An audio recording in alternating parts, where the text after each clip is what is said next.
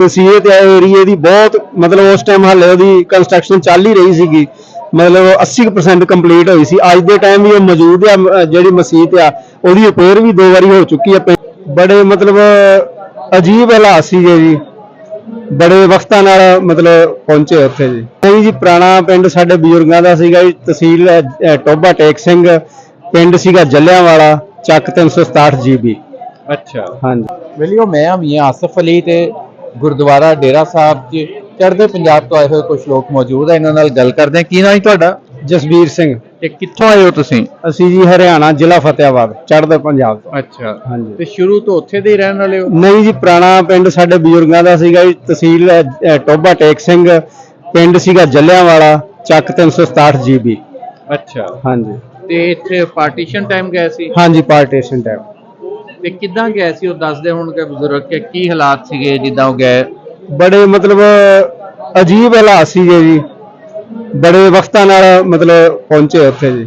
ਅੱਛਾ ਹਾਂਜੀ। ਨਹੀਂ ਸਾਰੇ ਸਹੀ ਸਲਾਮਤ ਪਹੁੰਚ ਗਏ ਸੀ? ਹਾਂਜੀ, ਸਾਰੇ ਸਹੀ ਸਲਾਮਤ ਪਹੁੰਚ ਗਏ ਸੀ। ਅੱਛਾ। ਹਾਂਜੀ।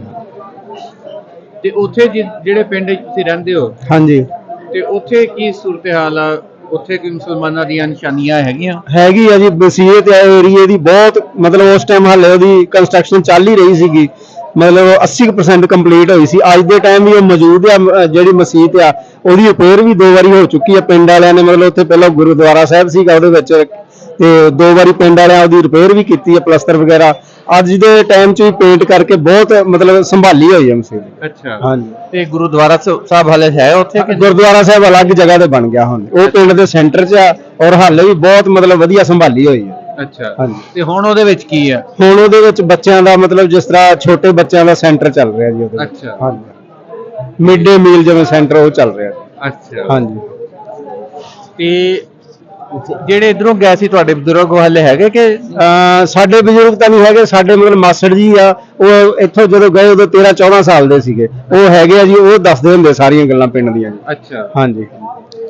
ਤੇ ਅੱਛਾ, ਜਦੋਂ ਉਹ ਗਏ ਸੀਗੇ ਯਾਨੀ ਕਿ ਕੋਈ ਹਾਲਾਤ ਦੱਸਦੇ ਨਹੀਂ ਕਿ ਕਿੱਦਾਂ ਹੋਏ ਸੀ, ਕੀ ਬਣੇ ਹੋਏ ਸੀ ਜਦੋਂ ਗਏ? ਹਾਲਾਤ ਤਾਂ ਬਹੁਤ ਬੁਰੇ ਹਾਲਾਤ ਸੀ ਜੀ, ਵੱਢ ਟੁੱਕ ਬਹੁਤ ਜ਼ਿਆਦਾ ਹੋਈ ਸੀਗੀ, ਬਹੁਤ ਬੁਰੇ ਹਾਲਾਤ ਸੀਗੇ। ਉਸ ਟਾਈਮ ਮੇਰੇ ਦਾਦਾ ਜੀ ਸੀ, ਉਹ ਰੇਲਵੇ 'ਚ ਗਾਰਡ ਹੁੰਦੇ ਸੀਗੇ ਜੀ, ਜਦੋਂ ਮਤਲਬ ਇੱਕ ਪੂਰਾ ਪੰਜਾਬ ਇੱਕੋ ਸੀਗਾ, ਉਹ ਰੇਲਵੇ 'ਚ ਗਾਰਡ ਸੀਗੇ। ਅੱਛਾ। ਉਸ ਟਾਈਮ ਬਹੁਤ ਬੁਰੇ ਹਾਲਾਤ ਸੀਗੇ। ਚਲੋ ਅੱਜ ਮਾਲਕ ਨੇ ਚਾਹਿਆ ਸਾਨੂੰ ਇੱਥੇ ਫਿਰ ਦੁਬਾਰਾ ਦਰਸ਼ਨ ਕਰਨ ਦਾ ਮੌਕਾ ਦਿੱਤਾ, ਬੜਾ ਸਕੂਨ ਮਿਲਿਆ ਕਿ ਅਸੀਂ ਬੜਾ ਯਾਦ ਕਰਦੇ ਹੁੰਦੇ ਸੀ। ਕਈ ਬਜ਼ੁਰਗ ਵਿਚਾਰੇ ਉਹ ਯਾਦ ਕਰਦੇ ਕਰਦੇ ਆਪਣੇ ਪੁਰਾਣੇ ਪਿੰਡਾਂ ਨੂੰ ਦੁਨੀਆ ਤੋਂ ਅਲਵਿਦਾ ਹੋ ਗਏ ਆ, ਤੇ ਸਾਨੂੰ ਸਾਡੀ ਮਨੋ ਖੁਆਇਸ਼ ਸੀ ਵੀ ਅਸੀਂ ਵੀ ਜਾਈਏ, ਅਸੀਂ ਦਰਸ਼ਨ ਕਰੀਏ, ਗੁਰੂ ਘਰਾਂ ਦੇ ਦਰਸ਼ਨ ਕਰੀਏ। ਬੜਾ ਸਕੂਨ ਮਿਲਿਆ ਇੱਥੇ ਆ ਕੇ। ਸਾਨੂੰ ਮਹਿਸੂਸ ਹੀ ਨਹੀਂ ਹੋਇਆ ਕਿ ਅੱਜ ਅਸੀਂ ਮਤਲਬ ਦੂਜੇ ਦੇਸ਼ 'ਚ ਜਾਂ ਇੰਟਰਨੈਸ਼ਨਲ ਬਾਰਡਰ ਕ੍ਰਾਸ ਕਰਕੇ ਦੂਜੇ ਦੇਸ਼ 'ਚ ਆਏ ਆ।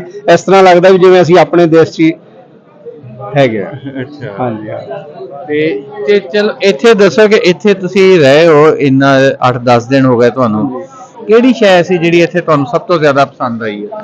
ਬਹੁਤ ਵਧੀਆ ਜੀ, ਸਾਰਾ ਇੰਤਜ਼ਾਮ ਬਹੁਤ ਵਧੀਆ, ਸਿਕਿਉਰਿਟੀ ਦਾ ਇੰਤਜ਼ਾਮ ਵੀ ਬਹੁਤ ਵਧੀਆ, ਹਰ ਤਰ੍ਹਾਂ ਦਾ ਜੋ ਵੀ ਪ੍ਰੋਗਰਾਮ ਆ, ਜੋ ਵੀ ਮਤਲਬ ਲੰਗਰ ਦਾ ਲਾ ਲਓ, ਕਿਸੇ ਤਰ੍ਹਾਂ ਦਾ ਵੀ ਲਾ ਲਓ, ਪ੍ਰਬੰਧ ਗੁਰਦੁਆਰਾ ਪ੍ਰਬੰਧਕ ਕਮੇਟੀ ਦਾ ਲਾ ਲਓ, ਪਾਕਿਸਤਾਨ ਗਵਰਨਮੈਂਟ ਦਾ ਲਾ ਲਓ, ਸਾਰੇ ਪ੍ਰਬੰਧ ਬਹੁਤ ਵਧੀਆ ਜੀ।